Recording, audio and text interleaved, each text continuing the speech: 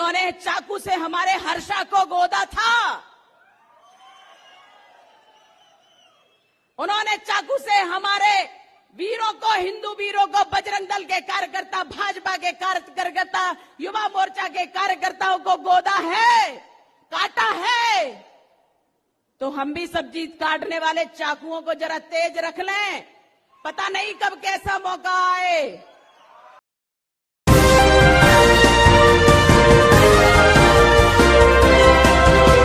ये कहना था साध्वी प्रज्ञा सिंह ठाकुर का।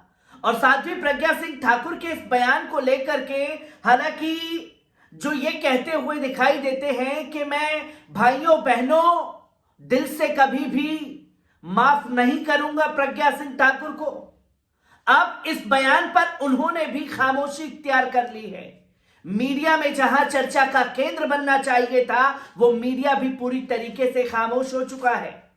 और इस बयान को लेकर के अरब देशों के शेखों ने कैसे ट्वीट किया है, यह भी दुनिया देख रही है। और अब प्रज्ञा सिंह ठाकुर के ऊपर बड़ी कार्रवाई जो है वो होती हुई दिखाई दे रही है, जिसको लेकर के जयराम रमेश ने सुप्रीम कोर्ट का दरवाजा खटखटाया है। तो कई देश के बुद्धिजीवी, अमन पसंद लोग ऐसे भी हैं जो प्रज्ञा सिंह ठाकुर के खिलाफ आकर के एफआईआर दर्ज करा रहे हैं।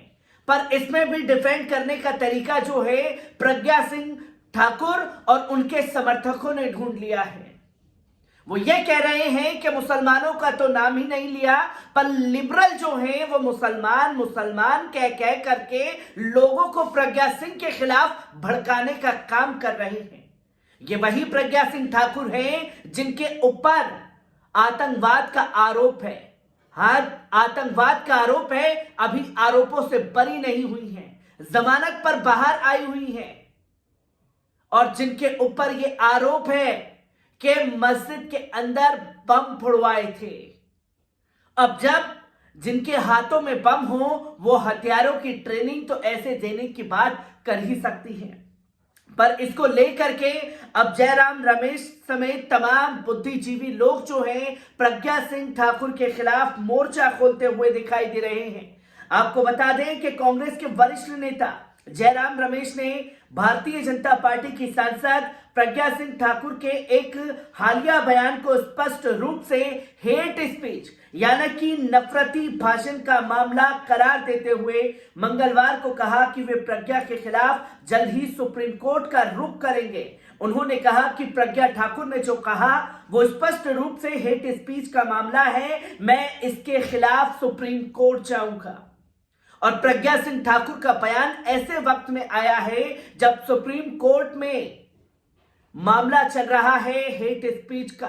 हेट स्पीच के मामले में दिल्ली पुलिस सरकार को सुप्रीम कोर्ट फटकार लगा चुका है, उत्तराखंड सरकार को फटकार लगा चुका है कि ये लोग खुले तौर पर नफरत फैला रहे हैं, इन लोगों के खिलाफ अभी तक आपने कोई कार्रवाई क्यों नहीं की है।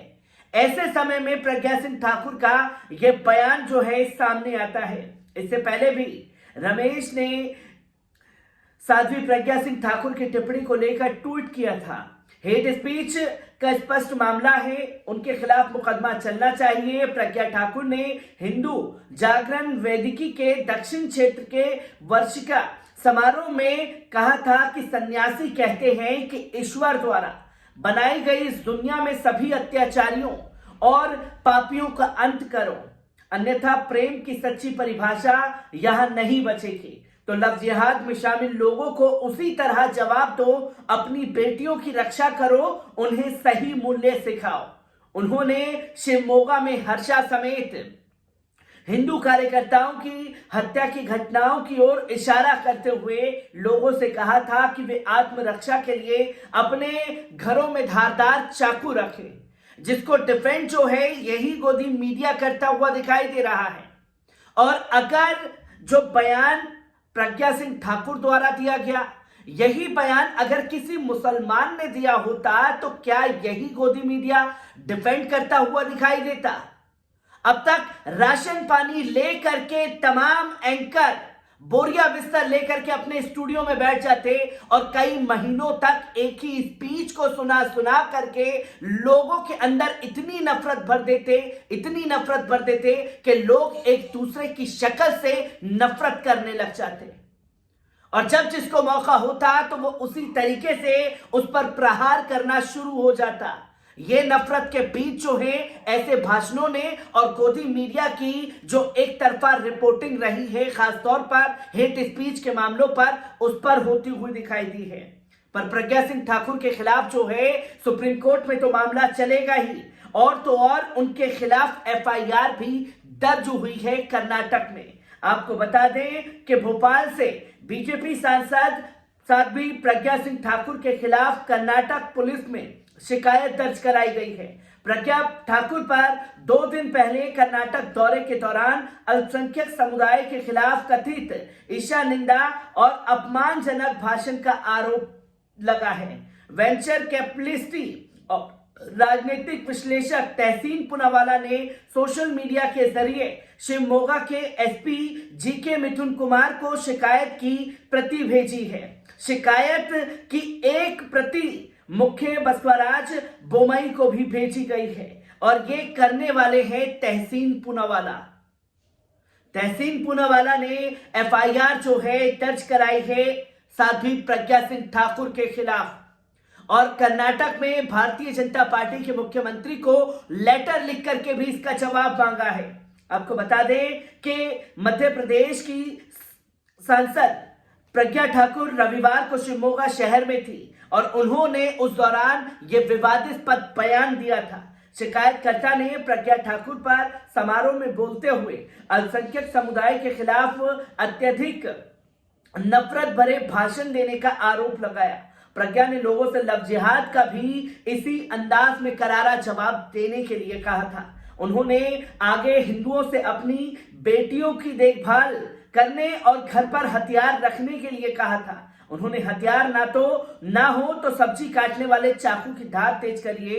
उन्होंने हमारे हर्षा को चाकू से गोद कर मार डाला था। उन्होंने हिंदू कार्यकर्ताओं को मारने के लिए चाकू का इस्तेमाल किया था। हमें किसी भी घटना का सामना करने के लिए अपने चाकुओं को तेज रखना होगा। अगर हमारा चाकू सब्जियों को अच्छे तरह से काटता है तो ये हमारे दुश्मनों पर भी पूरी तरीके से कारगर साबित होगा। इस पर शिकायत करने वाले ने पुलिस से साध्वी के खिलाफ आईपीसी की धारा 153A के तहत धर्मों के बीच दुश्मनी को बढ़ावा देने के लिए, 153B राष्ट्रीय एकता पर प्रतिकूल प्रभाव के लिए, 268 सार्वजनिक उपद्रव के लिए, 295A जानबूझकर और दुर्भावनापूर्ण कृत्यों के लिए धार्मिक भावनाओं को ठेस पहुंचाने के लिए, 504 जानबूझकर शांति भंग करने के लिए और 505 सार्वजनिक शरारत करने वाले बयान के लिए केस दर्ज की मांग की है। तो जहां एक तरफ जयराम रमेश सुप्रीम कोर्ट पहुंच गए हैं प्रज्ञा सिंह ठाकुर के नफरती भाषण को लेकर के, तो वहीं तहसीन पूनावाला ने खुद जाकर के एफआईआर दर्ज कराई है। और अब सवाल भी ये खड़ा हो जाता है कि जब ये नफरती भाषण दिया गया तो तमाम लोग जो देश के अमन पसंद बुद्धिजीवी हैं वो क्यों अब तक कोई ठोस कार्रवाई करने में कामयाब नहीं हो पाए? क्यों अभी तक इसके खिलाफ शिकायत दर्ज नहीं की गई? क्योंकि इस बयान की वजह से अरब देश के शेखों के रिएक्शन तो सामने आना शुरू हो चुके हैं। मैं ऐसी ही खबरों से आपको रूबरू कराता रहूंगा। दीजिए इजाजत, शुक्रिया।